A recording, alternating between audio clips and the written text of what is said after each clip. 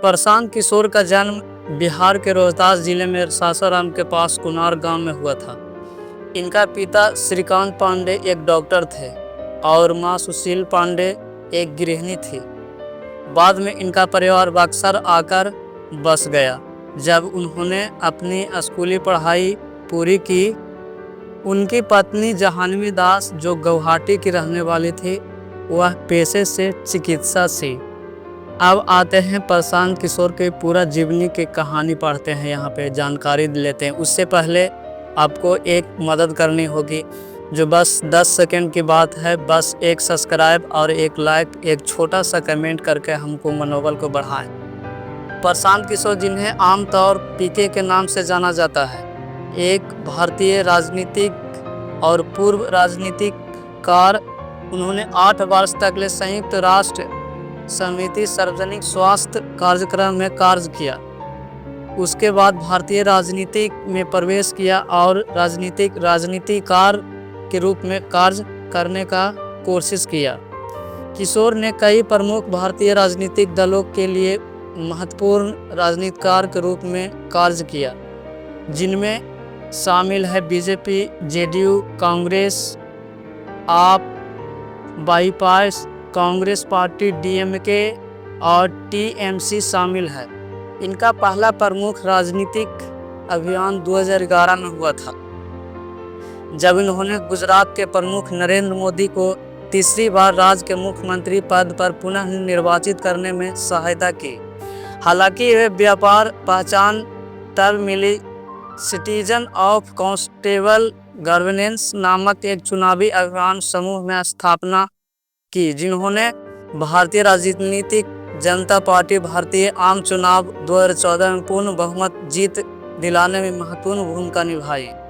किशोर ने भारतीय जनता पार्टी या गुजरात सरकार में किसी भी पद को स्वीकार किए बिना बस 2012 के गुजरात विधानसभा चुनाव में 2014 के लोकसभा के लिए भाजपा की पूर्व चुनावी राजनीति को लेकर एक प्रमुख राजनीतिकार के रूप में कार्य किया, और वे कार्य उन्होंने प्रो बोनो के रूप में किया। साल 2013 में किशोर ने रॉबिन शर्मा और अन्य सहयोगी के साथ मिलकर सिटीजन ऑफ कांस्टेबल गवर्नेंस नामक मीडिया संपर्क में आए और संस्था की स्थापना की, जिसका उद्देश्य था कि मई 2014 के आम चुनाव के लिए अभियान तैयार करना। प्रशांत किशोर ने अपनी टीम के साथ नरेंद्र मोदी को जिताने के लिए अपना श्रेय देने लगे, और इसका सबसे बड़ा श्रेय था चाय पर चर्चा। इसमें शामिल था 3D रैलियां, रन फॉर यूनिटी कार्यक्रम, मंथन और कई सोशल मीडिया अभियान का संकल्पन होना।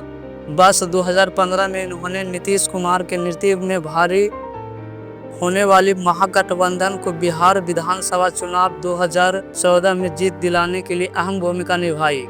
इन्होंने सितंबर 16, 2018 को जनता दल यूनाइटेड के उपाध्यक्ष के रूप में प्रवेश किया। किशोर ने और अन्य सीजी सदस्यों को मिलकर IPAC का संस्थापना किया और बिहार में नीतीश कुमार की तीसरी बार मुख्यमंत्री बनने हेतु चुनावी रणनीति गढ़ी। चुनाव जीतने के बाद नीतीश कुमार ने किशोर को योजना एवं कार्यक्रम सलाहकार नियुक्त किया गया, ताकि चुनाव पूर्व पदों विशेष साथ निश्चय योजना के साथ धारणा में उतरना।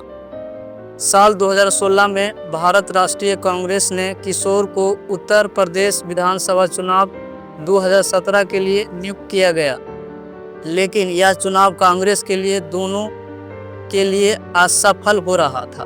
भाजपा ने 300 से अधिक सीटों पर जीत, जबकि कांग्रेस मात्र 7 पर सिमट गई।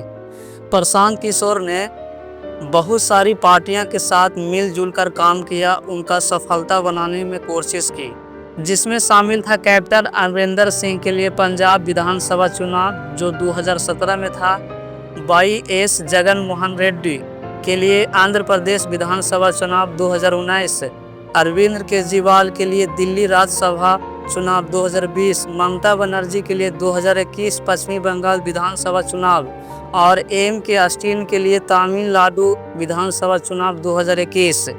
इन्होंने जितना भी पार्टियों को चुनाव जिताने की कोशिश की, सब ने इनको धोखा दिया और इन्होंने अपना बड़ा एक फैसला लिया जो संन्यास का था। 2021 के पश्चिम बंगाल और तमिलनाडु विधानसभा चुनाव में तृणमूल कांग्रेस और DMK जीत के बाद किशोर ने चुनावी राजनीति के रूप में कार्य से संन्यास लेने की घोषणा कर दी। उन्होंने NDTV के साथ 2 मई 2021 को दिए साक्षात्कार में कहा, मैं अब इस क्षेत्र में नहीं रहना चाहता हूँ, काफ़ी कर लिया। जब जीवन में कुछ और करना चाहता हूँ, अब क्षेत्र से विदा लेना चाहता हूँ। करीब 1 वर्ष के बाद 2 मई 2022 को उन्होंने अपने मालिक के पास लौटना चाहते थे। उन्होंने ट्वीट करके एक संकेत दे दिया और जनसुराज जनता का सुशासन और कदम बढ़ाने लगे। इसके बाद उन्होंने बिहार में 3000 किलोमीटर की पद यात्रा की घोषणा की, जिसका उद्देश्य था राज्य के अलग अलग इलाकों में जाकर आम जनता से संवाद संपादित करना।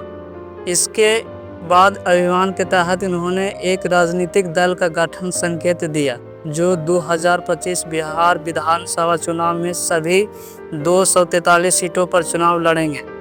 अतंत 2 अक्टूबर 2024 को इन्होंने जन स्वराज अभियान को एक औपचारिक राजनीतिक दल के रूप में घोषित कर दिया गया, जिसका नाम था जन स्वराज पार्टी। तो कैसा लगा इस प्रशांत किशोर की कहानी को कमेंट करके ज़रूर बताएं और सपोर्ट करें, लाइक सब्सक्राइब ज़रूर करें। धन्यवाद।